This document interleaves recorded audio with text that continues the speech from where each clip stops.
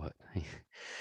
um, to set the tone for the meeting, I will read an extract from page 164 of the Big Book. Still, you may say, but I will not have the benefit of contact with you who write this book. We cannot be sure. God will determine that. So you must remember that your real reliance is always upon him. He will show you how to create the fellowship you crave. Our book is meant to be suggestive only. We realize we know only a little. God will constantly disclose more to you and to us. Ask him in your morning meditation what you can do each day for the man who is still sick. The answers will come if your own house is in order. But obviously, you cannot transmit something you haven't got. See to it that your relationship with him is right, and great events will come to pass for you and countless others. This is the great fact for us. Abandon yourself to God as you understand God. Admit your faults to him and to your fellows. Clear away the wreckage of your past. Give freely of what you find and join us. We shall be with you in the fellowship of the Spirit, and you will surely meet some of us as you trudge the road of happy destiny. May God bless you and keep you until then. The topic of tonight's meeting is part 4 of working step 12 with a sponsee. And Tim will share anything between 30 and 45 minutes on the topic, after which the floor will be open for questions rather than the typical sharing. And with that, I will now hand over to Tim. Evening, everyone. Tim, alcoholic. There are a couple of topics I'm going to start. I want to get them out of the way because they're sort of deadly. So there are a couple of outside issues which come up when you're sponsoring people. And the first one is the issue of psychotherapy, and the second one is the issue of psychiatry. And I'll deal with these separately. Now, I don't know about anyone else, but when I was growing up, various people tried to help me. And when they couldn't, they always said the same thing. When they ran out of things to say, they'd say, I think you should see a therapist. Now, what this means is I don't have a solution, but there is a solution somewhere. And the thing is about therapy, we talk about it in recovery a lot, as though it's a single thing. But it's like saying you need a solution, because it covers such an incredibly broad range of things, from psychoanalysis with psychotherapy to cognitive behavioral therapy to very, very targeted interventions to, and there are all sorts of skill levels. There are people's different experiences, but therapists' different experiences with 12-step recovery. Some are very hostile, some are very positive. So it doesn't really mean anything to say, I'm in therapy, or I'm thinking about going to therapy, or you should go to therapy. It has no, like saying, you have a problem, you need a solution, because it's too broad a term. But one phenomenon which is very common, where it interacts with, and I have no opinion on, one can't have an opinion on therapy per se, because it's such a broad topic, it doesn't mean anything. One has to know what therapy one's talking about. And I've certainly had therapy a number of times, and subjectively speaking, there have been some benefits. I'm not anti it at all, but where it comes up very regularly with sponsees is, now there are some people I've known sponsees who've gone into therapy to deal with particular childhood questions, or particular behavioral problems, particular phobias, or particular compulsive behaviors. But what often happens with sponsees is they'll experience a malaise of some sort, particularly when they're partway through the process. So partway through step 4, or partway through step 8, or partway through step 9.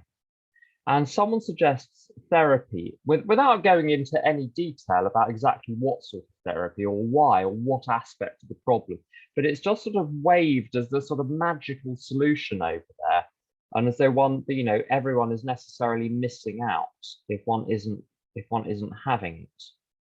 And I shouldn't really say this, but I'm going to. I've been to a number of meetings where the topic of the meeting becomes, so the chair mentions therapy, and then the topic of the sharing is, AA is great because it gets you physically sober, but the point of AA is to enable you to go to therapy, and that's the real answer. And I've been to meetings where you sort of suggest that you've done the AA program that solved your problems, and there's lots of head shake at the assertion that AA has anything to offer other than keeping you physically sober. And it's very disconcerting. I don't tend to go back to those meetings, but they do. There's some round here that I've been to which are like that. Now the question with, obviously it's up to the sponsee what they do, but I think there are a couple of considerations. There are a couple of areas of considerations which I give sponsees when they start to sort of, when they want to wave the magic therapy wand to treat their, whatever their condition is. And the first one, if you are going to, I don't know about anyone else's experience with therapy, it's very expensive unless you can get some sort of funding. You know, I've paid up to £150 an hour for a therapist. Money well spent in some cases, but nonetheless, it's a big financial commitment. One wouldn't spend, you know, £5,000 to £10,000 on a kitchen without doing some due diligence about what one's letting oneself in for. So what I suggest to people is exactly what I did when I undertook the therapy project to solve some specific questions, which is, what is the problem you're seeking to solve? How have you determined that therapy is the answer? What therapy? What are the qualifications of the therapist? What is the method? What is the outcome? What does success mean? How do you measure progress towards success? How long does it go on for before you understand whether or not it's working? It's a big financial decision. The questions one would ask if one were buying a car or as I say, having the kitchen redone. And what's very interesting is a lot of friends of mine who've gone into therapy haven't asked any of those questions at all. Absolutely no idea what they're letting themselves involved in. There might be a single personal recommendation, or they've got the number out of a directory. Which suggests a sort of magical thinking about it, as though there are magical properties to everything within the category.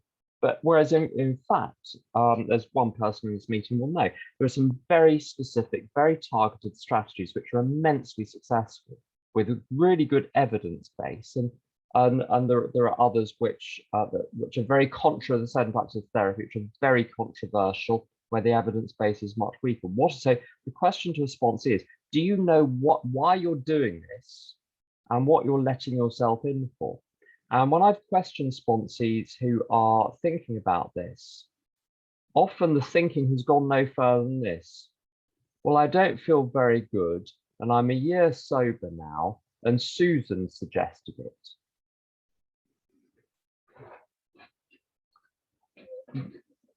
This is not solid thinking. This is wanting to wave a magic wand when you're already in a process. So the first one is to know exactly why you're considering something, what solutions you're considering, how you've identified that therapy is a solution, what type of therapy, what are the credentials, what are the testimonials from that particular therapist. I want to know what I'm getting myself into with things like that. The second question, and this is not often discussed, I've known a lot of people in recovery who see the problem, the entire life problem of the individual, as essentially a psychological problem rooted in childhood experiences. Now, I don't know about anyone else. My experience is that's a factor. I'm not saying it's not a factor. But I think I've identified in my life 8 areas of problem, and each has a different type of solution. And therapy was the solution to one of them, namely the psychological. So there are all sorts of psychological quirks which therapy very much helped with. So I've got a form of autism, and when it was informally diagnosed. It wasn't an autism specialist, but the therapist was experienced with people with autism, and the diagnosis was in the form of if it looks like a duck and it quacks, rather than going through formal diagnostic criteria. But the shoes fit and the approach she adopted was very specifically aimed at looking at certain cognitive processes and working around those in a very tailored way. So a very good example of a psychological problem. Another good example of a psychological problem a friend of mine had, and a therapist was immensely helpful, was being so dissociated he couldn't access any of his feelings. And a therapist in a few weeks managed to unlock everything, and then that really let that opened a can of worms. But you need the step 4 you need to start with the worms. Unless you've got the worms of resentment and fear and guilt and shame on the surface and visible, you've got nothing to work with. I'm sure you've had sponsees who say, I don't resent anyone. I'm a very nice person. And it just means you've probably got someone that's just totally dissociated. And a rather probing therapist can usually put paid to that in a few weeks. So those are examples of psychological problems.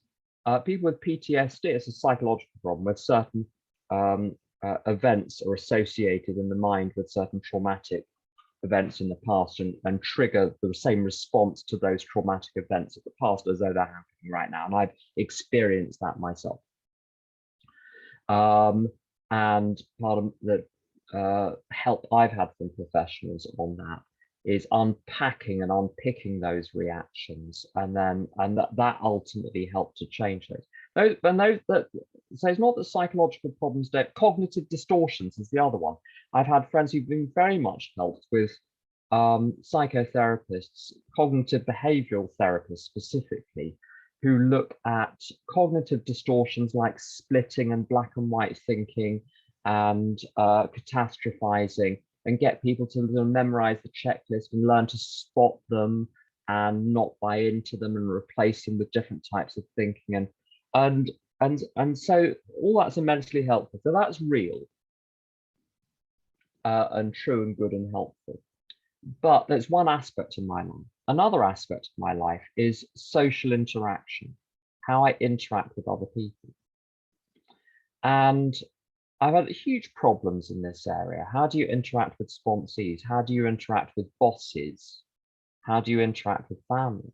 And so that the solution there comes, in my experience, largely from finding people who are functional in those areas and saying, what do you do? How do you have dinner with your mother? Give me 5 tips. I will write them down. So learning how to, when you've got a boss who shouts, how you handle it.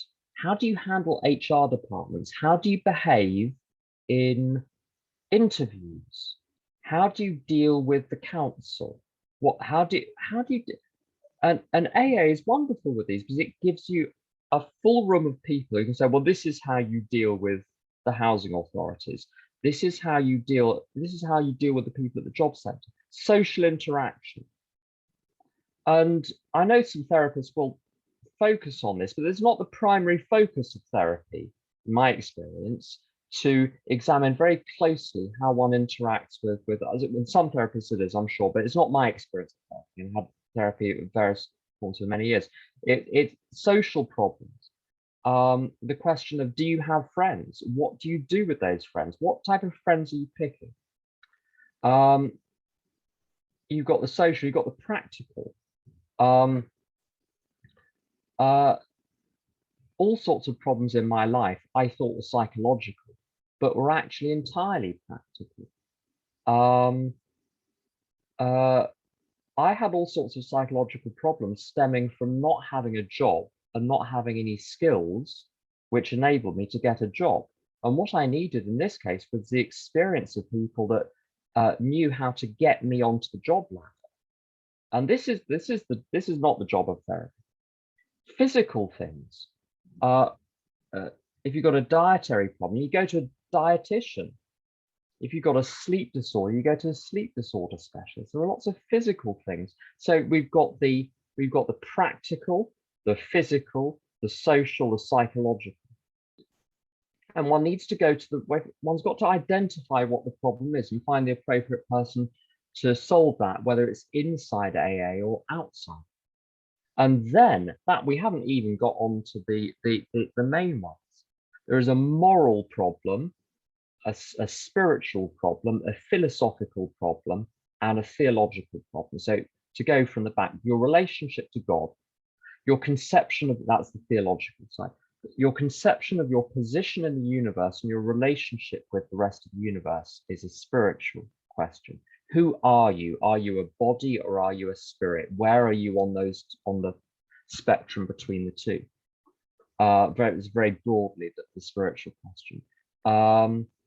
You've got the moral question of, are you for yourself or are you for your contribution to the world? What have we got? We've got moral, so philosophical. So there are lots of philosophical questions which have been immensely relevant. Now, if my problem, I've had problems in all 8 areas. And part of my difficulty over the many years that I struggled in recovery was going to one type of practitioner when my problem resided in an entirely different area. Hanging out with arseholes, sorry, to pardon my French, is a social issue. And I had terrible problems in my 20s, which actually stemmed from some of the people I was hanging out with. No wonder I was so unhappy. Until I diagnosed what the problem was, I couldn't solve it.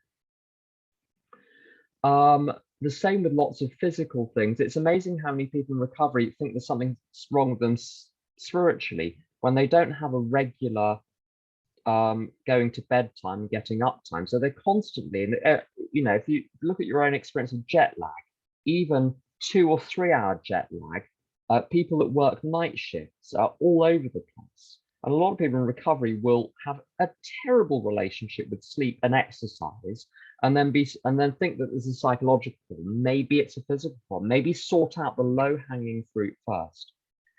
I think that to sum this all up, what one's got to do is find the appropriate solution to what the problem is. You've got to find out what the problem is first. And the trouble is with early recovery, first 2 years, 3 years, is until you've done the steps, everything is a mess. So there is no way of really diagnosing specific things that are wrong. One's got to sort of do the general sweep of the steps and sort out the basic things like sleep and diet and exercise and regularity and rhythm in one's life before one can see what's left over. And also, and to go back to the first point, to exercise due diligence about if one goes to expensive outside practitioners, and if so, how to go about it rather than treating it as a magic wand. So do you have any questions about that whole area?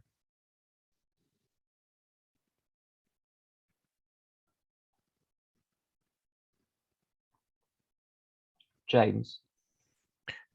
Thank you, Tim. Yeah, my question is, it's kind of related to this, and this is the question. When a sponsee is going to meetings, maybe, or having been through a treatment center or through a therapy process, and is getting or is jumbling up stuff they're hearing in treatment center, etc., or therapists with the 12-step recovery program as outlined in the AA Big Book, how to keep it on track, if you like? Would you suggest that it's useful to just keep bringing it back to the process in the steps, or spend time discussing alternative or differing views of causes and solutions in recovery, or to just keep bringing it back to the Big Book? Can you give me an example of where the two things in your experience can conflict?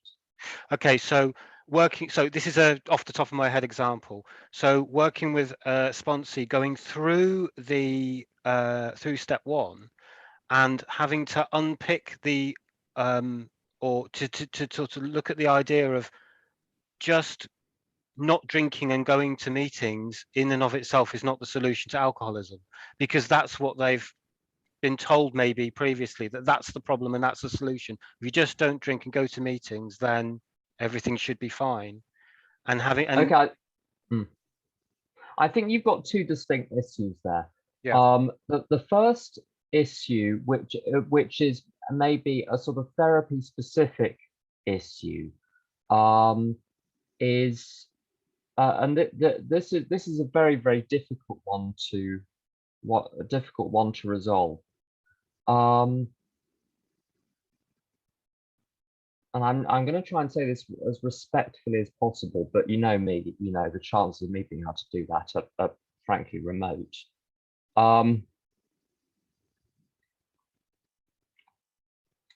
There is a current in society at the moment where if you feel it, it is real and it's happened. I was having a conversation with John. I've told you this story before. I was having a conversation with Jonathan a few months ago where I was losing. And so to press my point, I thought in a winning way, I said, but it's my lived experience. And he said, yes, but that doesn't mean it's real. Now, the tightrope here is to acknowledge the feelings are obviously real. I mean, if you feel something, you are feeling something. But the notion that if you felt something, it is an authentic reflection of what has happened, that's the contentious point. And sometimes people are not open to being challenged on their perception of what happened. The Katie Parker puts this very well. She's even rougher than I am. But I remember her at State Line many years ago. She sort of quotes a sort of apocryphal conversation with the sponsee, where the sponsee says I want to talk about my feelings, and she as the sponsor says, your feelings come from a delusional mindset. Let's talk about delusion. Now, there are kinder ways of doing it than that. So I think one acknowledges the feelings and says, but are you open to challenging your own perception and interpretation of what happened? Are you willing to separate the physical events which happened in the material world from the story that the narrative you told yourself about? Now, I never got the narrative challenged with outside practitioners. In fact, the narrative we worked with the narrative as though the narrative was the reflection of reality. So that's an example of where you're doing something which is entirely different. Sometimes I've had sponsees who've been encouraged to get angry with and express that anger towards and confront friends and relatives with what they perceive to be their poor behavior. Unfortunately, this just goes against the program. So now I'm not saying the program is right and that practitioner was wrong, but there are times when you have to say to the sponsee, matey, you're going to have to pick a horse to ride because you can't ride these two horses. I've had lots of sponsees who perfectly successfully had therapy, married the two. As I've said in a previous talk, what you don't want to do is to be reconciling the two. So what I get people if they're having therapy, say, you leave the therapy over there. We're gonna do this just as a standalone thing. It is not my job to. If you want to do two systems at once, that's fine, but you're going to have to do the reconciling. I'm not here to be played off against the therapist and vice versa, or to reconcile the two systems. You're just going to have to figure that one out on your own. And people manage. People, if they want to, they find a way. So that's the sort of conflict between therapy, for instance, or other practitioners and AA. You get a similar thing with religion and AA, by the way, exactly the same type of conflicts. What you're talking about more specifically there, though, however, is having to unpick before you actually build up. And the simplest way to do it is to, and I had a sponsee who shall remain nameless many years ago, who when whatever you said, they would say back, but you said 2 weeks ago, but I heard it sober in Shoreditch, but my last sponsor said, but I heard on television, but Judge Judy said, like constantly citing what someone else has said, like even using what you said back against you. And that won't do. You just have no. This is where the set aside prayer comes in.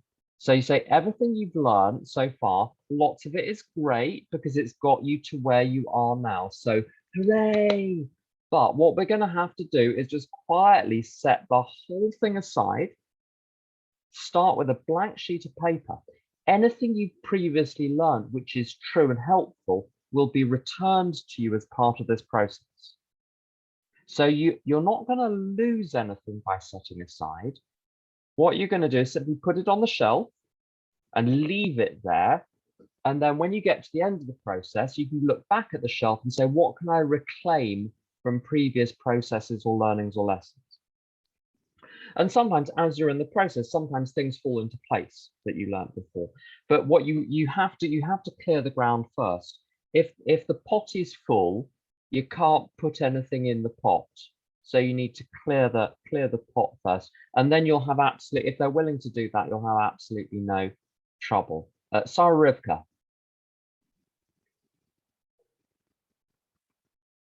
Hi, yeah, thanks. Well, first, you already just answered part of my question, but the other part of the question is, like, it was very interesting to hear you describe the different kinds of therapies, you know, different things that might be, therapy might be helpful for. But I'm just wondering, like, I don't want to say why you said, like, why were you saying all that? Like, is it so that is this information so that if I'm sponsoring somebody, you know, like, is this for if somebody comes to me and says, should I go to a therapist? And then I could, you know, say back to them similar things to what you said, or is that just stuff that you know? Like, I just wasn't sure exactly what I'm supposed to do with that. The reason why is because I've had extensive experiences over many years. I don't really have them anymore because I sort of solve the problem before I get there, where people are doing very well and then they join some other external program, maybe a religious program, or they adopt a therapy approach, and the AA activity dwindles. The stuff they're learning in therapy can sometimes undermine their trust in AA. There is only a certain number of hours in the week. And so, especially if people are working and they have other commitments, necessarily it's going to double or treble the time it takes to get through the steps, particularly if they're given lots of homework. And they're trying to adopt often two entire worldviews at the same time. And what happens is they can't adopt either fully. And if they drink again, they may die. So this is a very important question. What are you going to, I've had it the other way around. I've had sponsees or people, very newcomers, whose PTSD is so extreme. Frankly, my feeling is that unless they get the psychiatric and psychological and psychotherapeutic help first, they won't be able to do the AA program. They need to be brought back to reality before they can, the AA's measures can be of much use. So go to meetings, fine, but maybe go and sort some of that stuff out before you do any really detailed stuff in the steps. Maybe do, you know, get a sort of daily program in place. But let's not go anywhere near your childhood until you've had it looked at by a psychotherapist. It's because so often when people are trying to do both at once, they do neither properly, and it can destroy their ability to recover. And that's why it's such a critical thing. If it's going to be done, it should be done diligently and carefully and in response to a specific situation, not waving a magic wand. And so this is not to interfere with their process, it's to encourage them to take maximum responsibility for making sure that what they're doing is deliberate and thought through. So you're not guiding them to do it or not to do it, you're giving them the tools to make an informed decision about what they're doing. Does that make sense, Orica? Yeah, it does. And I know that sometimes I've had the question put to me by a sponsee who's having a hard time, and they'll say to me, do you think I need therapy? And what I really think that they need to do is to take some of the suggestions that I've been giving them and like to actually do them. But therapy seems to be an easier, softer way. I'm not talking about somebody who's like, you know, suicidal or freaking out or something. I'm talking about just, it's people who don't really, you know, seem to be doing their AA homework, and it's just frustrating. Like, yeah, go ahead, see a therapist, but then what do you want from me? I don't know.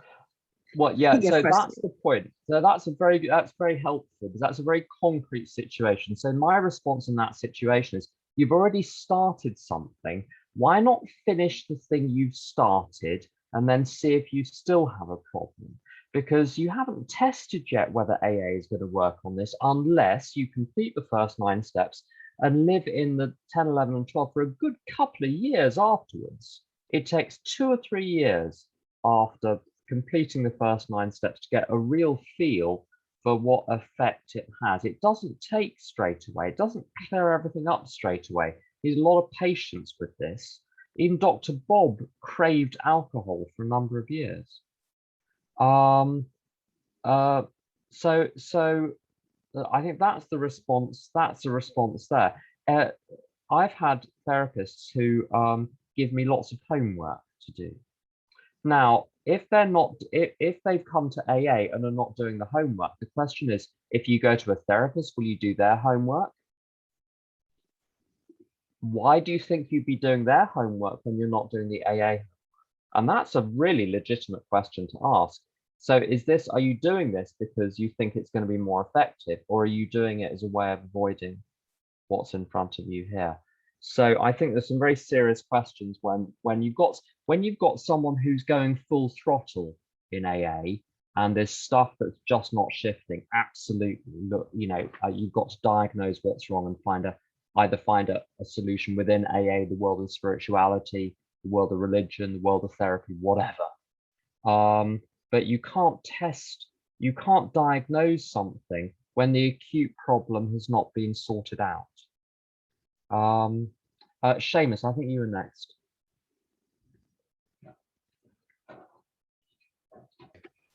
Oh, there we go. I'm muted. Thank you, Tim. Hello, everybody. Yes, I think I'll ask this question by way of a case study. So it's someone I have in mind who, when I first met him, I kind of picked him up from another sponsor who had drunk. So the guy was drifting. By the time I met him, he had a history of interludes in his drinking, as did I. Actually, it was part of my history as well. Time off, 6 years off in my case, and quite a long time off in his. During which time, in his case, he had become depressed, and he had sought help with his depression. He'd gone to an expensive psychiatrist, I think, and been treated. And what he'd been treated with was pills. I don't know exactly what, but sort of fairly heavy-duty antidepressants, which seemed to have done the trick. And then there was the drinking. So he started drinking again, and for that, he came to me. He worked the steps. He did what I thought was a fairly creditable, workmanlike job on step 4, and seemed to be getting the results. I think he wanted to stop drinking more because of what happened when he drank than for any more fundamental existential reason. He was getting consequences that were bad for his family life, for his professional career. It was that kind of thing. He felt that he needed to stop, and we provided him with a way of stopping. After a few years of this, he started drinking again intermittently, and has never really succeeded in stopping that. Also had another bout of so-called depression, back to the psychiatrist, change the medication, all right now, kind of thing. Incidentally, I always forget to ask the medication question up front. I'm always kicking myself, thinking, oh God, I wish I'd asked them what pills they're on. Because you can bet your bottom dollar, but half of them are on some kind of pill, and I wish I knew that. there's a final strand to this, which it's just been surfaced actually by something that you said, which is religion. So the guy's also got religion, and he's got the kind of religion where if enough people get together and pray to God, God kind of rearranges the universe in their favor, in response to lobbying. It's a bit like in Bruce Almighty, where a lot of people pray to win the lottery, and Bruce gets fed up and he presses the yes to all button on the prayer management system. It's that kind of view of prayer as an exercise in lobbying the Almighty. I feel sorry for this guy, but I don't really know what to say beyond what I've said already, which is trying to draw attention to the nature of prayer and our relationship with the divine within this program, and trying to communicate by one means or another that I don't think the depression is a separate problem, kind of like over here, but actually part of the same problem. One problem needing one solution rather than two problems needing several solutions. So it's kind of like a big question mark. What would you do faced with a situation like this if you wanted to try and help this guy out of the mess he's in? That's a very, very helpfully put scenario. I've actually got parked as a separate question, the question of psychiatry, because it's an entirely different topic than psychotherapy. Because it's a medical question, and then you've got the question of medication as well. So I'm parking the psychiatric medical side of it just for the moment.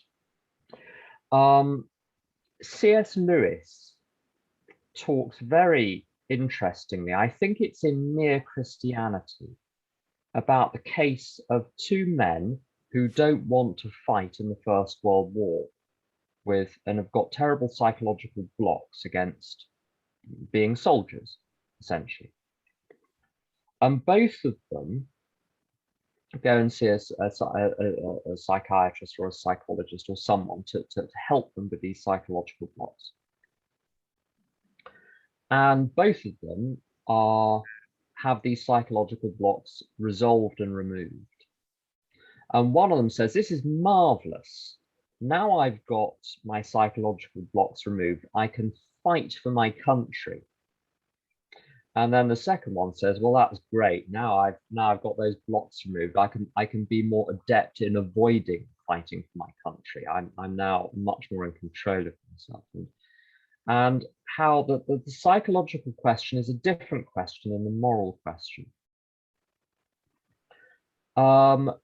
Now, obviously, depression is widely considered to fall squarely within the domain of psychology and or medicine. But I'll tell you something anecdotally. Living an immoral and materialistic life made me depressed, quite aside from other factors. I've had periods of my life where I would be very, very spiritual, doing lots in AA, sponsoring lots of people, doing all of the right stuff. And over a period of time, my behavior became selfish. I started to harm other people through deceitful action. And I became very materialistic, basically money, romance, sex, appearance. And I became profoundly depressed as a result, profoundly depressed.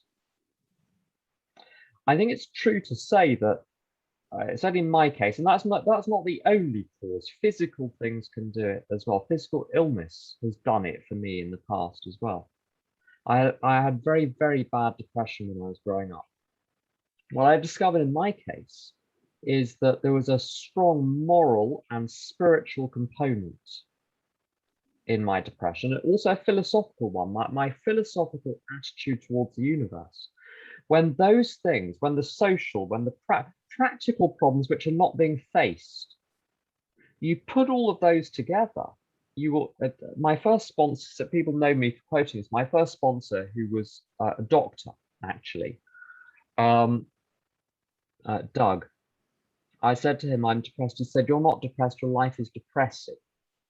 If I lived your life, I'd be depressed as well. So although it's very clear and it's very well documented, you can go and read it on Wikipedia, that there are organic causes of depression, and certainly it takes on a life of it. It can take on a life of its own. It becomes a self-propagating phenomenon, you know, where people will avoid other people, they'll retreat from life, and that will actually exacerbate the depression, and it becomes, and all sorts of things happen with diet and sleep, and that makes things worse. So I think you've got two separate questions with extreme psychological conditions, whether it's anxiety or depression or panic attacks, which I suffered very badly from, is you've got the acute treatment of the problem and then identification of the underlying cause.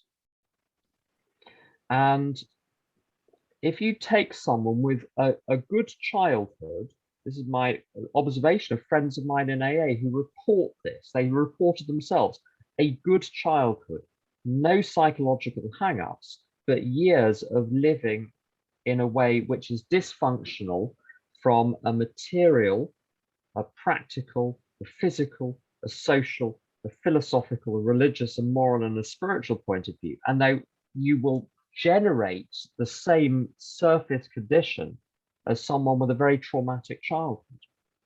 They present the same way.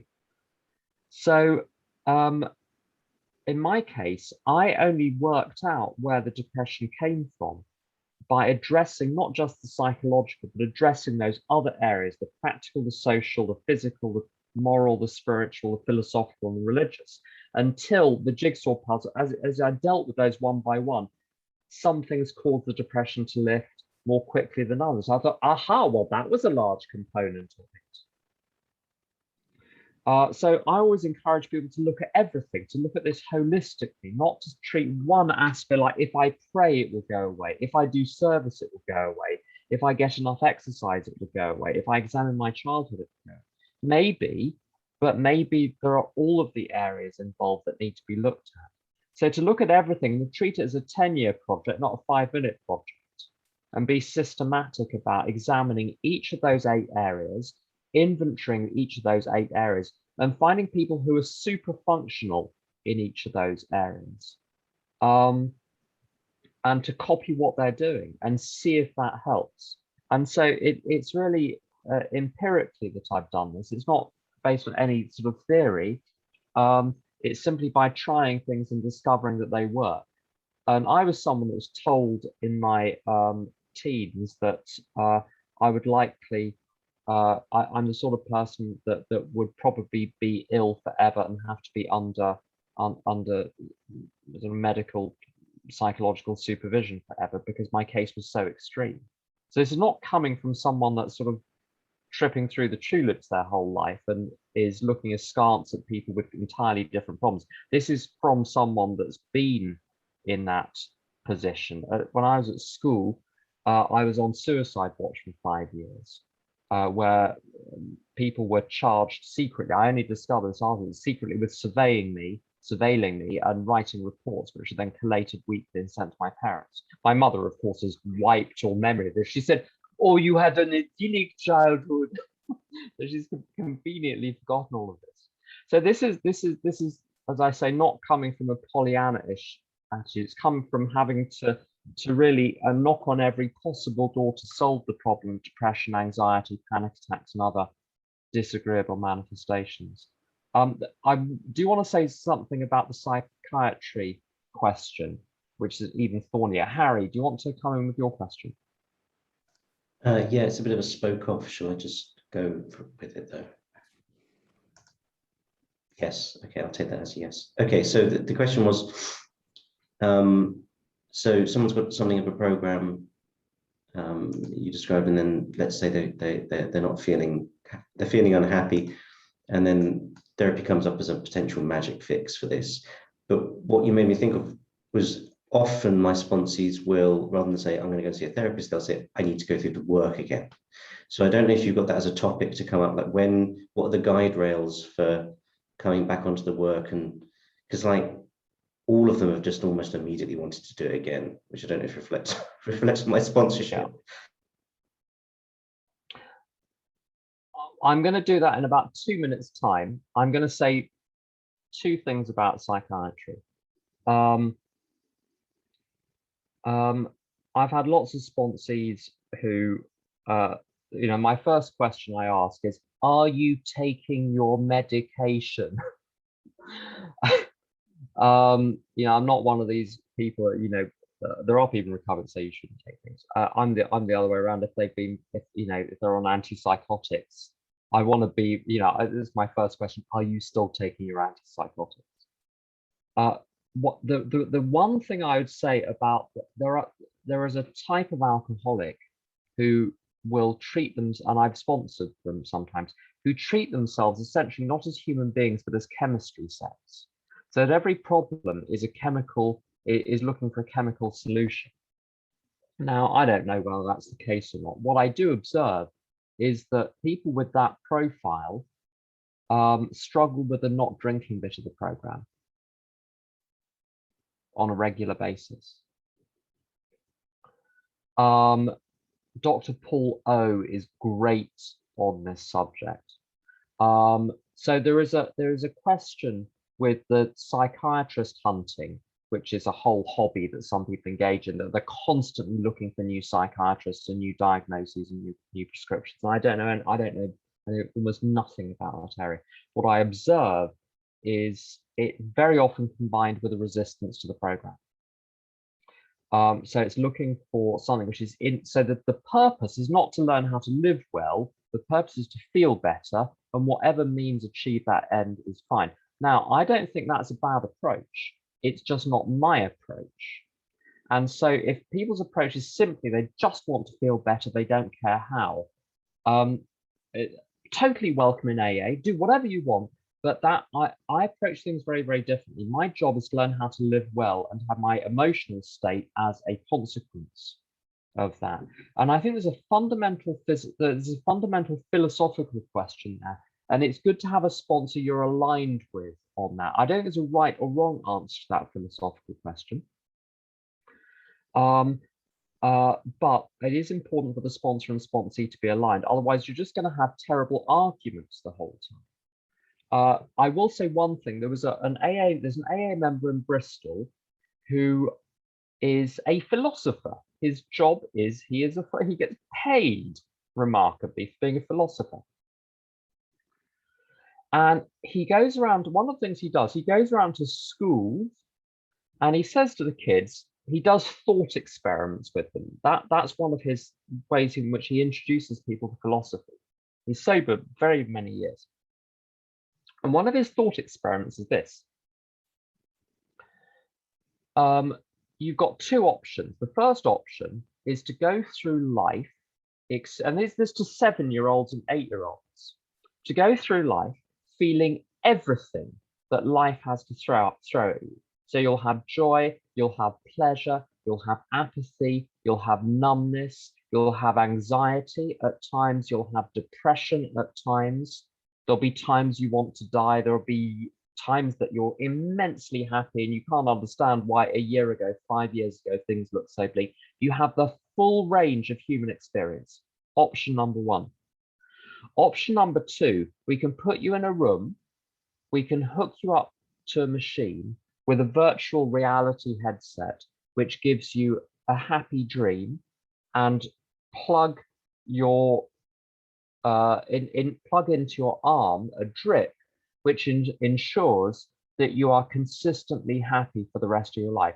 You won't have any friends, you won't do anything, but you'll have presented to you in the virtual reality headset a story which is pleasant, and the chemicals will ensure that you are happy forever.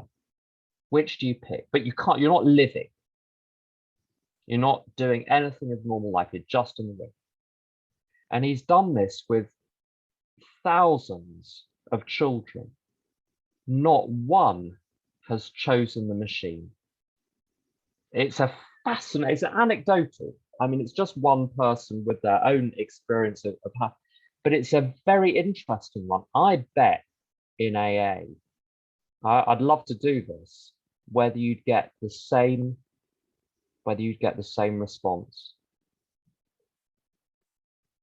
I think you might be evenly split. And that's a philosophical question. Why am I here? Am I here to feel good, or am I here to live life? On the question of, yes, I need to go through the work again. Oh, by the way, one point with the psychiatry thing, I've got a little worksheet that my sponsor put round some doctor friends of his, which basically says, here are some classes of drugs which some AA members have experience of leading to relapse. So if you're going to take these, maybe you want to disclose the fact you're a doctor, you're an alcoholic and addict to the doctor or the anaesthetist or the surgeon or whoever, and discuss how these are going to be dealt with. And that's a very helpful thing, because it helps people make informed decisions. So you're not making a decision for them, you're putting them in a position that they can make an intelligent, informed decision with the professionals that are helping them. But to your question, Harry, but I want to go through the work again. So in recovery, well, it goes through different phases. For a while, the catchphrase was, I need a new experience. I need a new experience. And particularly, it's not so much in AA. I don't know, I think AA is just lethargic, but CA is deadly for this. There's always a new method. It usually starts in Toronto or Liverpool, no one knows why, where someone devises a new way of going through the big book. And then suddenly everyone's got these sponsors in Liverpool, or everyone's got these sponsors in Toronto. And it's all the new method, and all the other methods are wrong. So CA is that, if I dare say this, is deadly for the New Jerusalem constantly being builded on some hill of a new method of going through the big book. I'm extremely skeptical about all of this. When do you need to go through the work again? If you've had a little drink or a little drug, you probably want to go back to the beginning of the steps again. If you haven't been to AA since the Callahan government, you might want to go through the steps again. If you went through the steps in an incredibly shoddy way before, or went through with 4 different sponsors, you want to go through it again. If you've had a nervous breakdown, or maybe 2 nervous breakdowns or 3 nervous breakdowns, maybe. So there are extreme situations where it's necessary. If you're working very hard in AA and you're really hitting a brick wall, fine. But my suspicion, in a lot of cases, people want to go through the work again without having completed the work the first time, and without sponsoring other people. So the aim, it's as though you're going to sort of get some special spiritual tools, or people talk about going through the steps at greater depth. I'm skeptical about what that even means. It's like developing a deeper relationship with my higher power. I literally do not know what that, I just don't know what any of that means.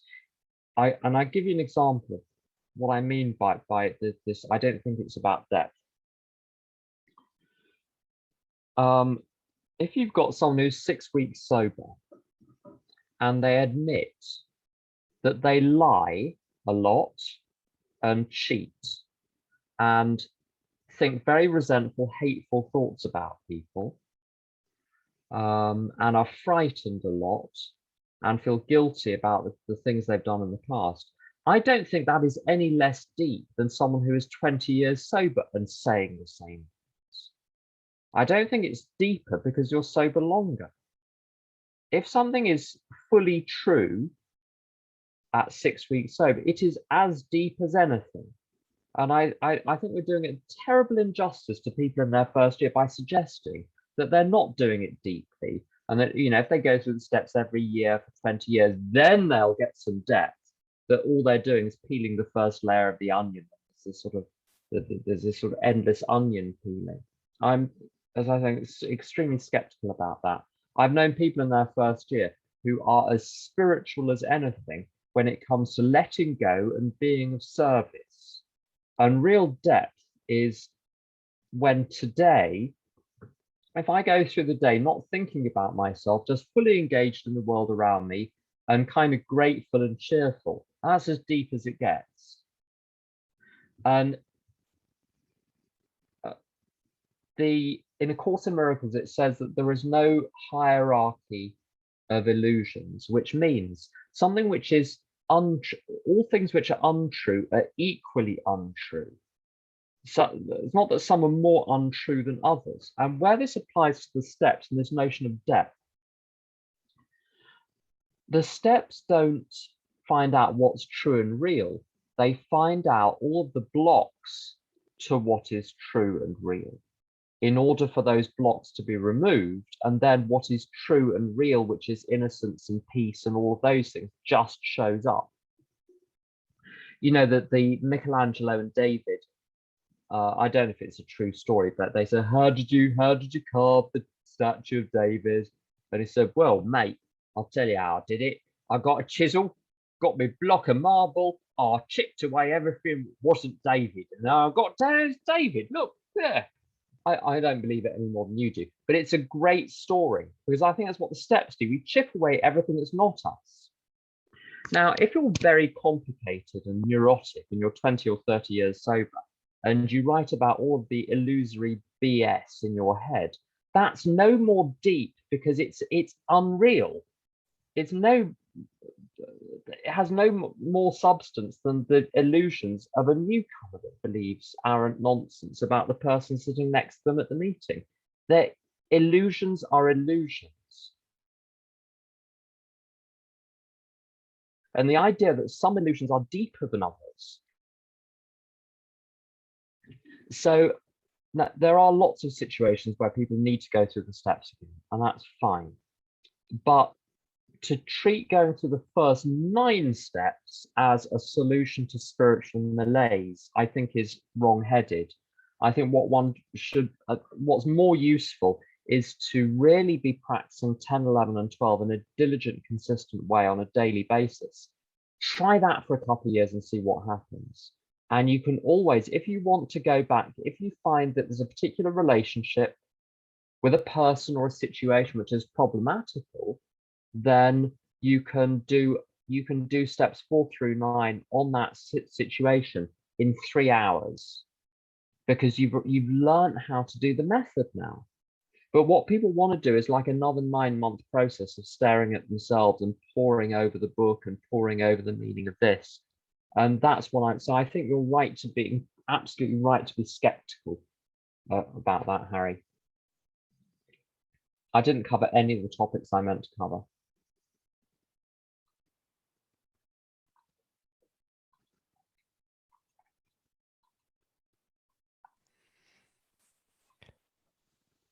Does anyone else have any questions for Tim?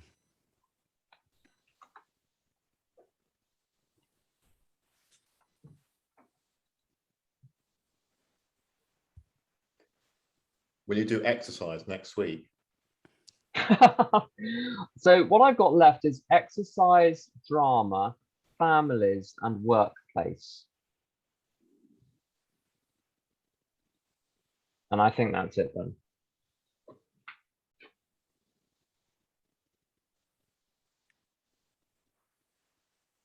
Although, you know what? I'm just going to say one thing because the exercise thing is a tiny topic. Let's just kill that one now. It's very straightforward. I don't know how to be spiritually well and mentally well without being physically well. It's not that it solves all my problems, but by God, it helps with so many things. And as I said earlier, I don't think it needs to be belabored. I think it's broader than just exercise. It's physical health. You're looking at sleep, diet, sugar, caffeine, nicotine, exercise, and lots of friends report this as well, that when any of those 6 are out of whack, good luck being spiritual, good luck being emotionally balanced. You get those in whack, And it's amazing how many psychological problems just evaporate, how many other difficulties just cease to be difficulties. So I wouldn't underestimate those. And I try and encourage sponsees, even when they're very new, to start looking at those and getting some sanity in place. That's all I have to say about physical things. And now it's 8 o'clock. Thanks, Tim. Anyone, any questions on exercise? The physical.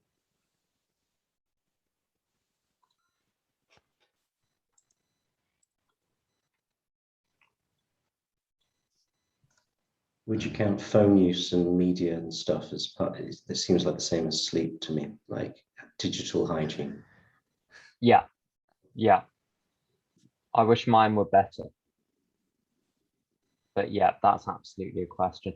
Where very often when you've got people that can't get done during the day, all the stuff they need to get done to get their program sorted out, to get their life sorted out, to get their work sorted out, very often it's because between 10 o'clock at night and 1 o'clock in the morning, it's all Netflix and WhatsApp.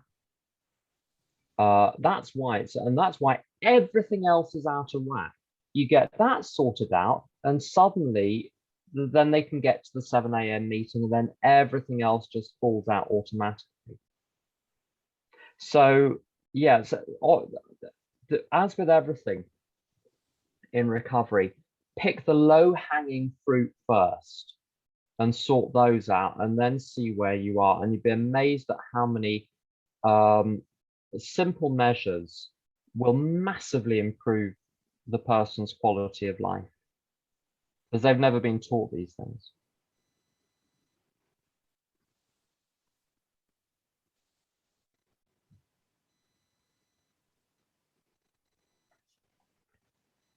Thank you, Tim. I think that seems an appropriate juncture. And so we will be on next week with those topics. Okay, great.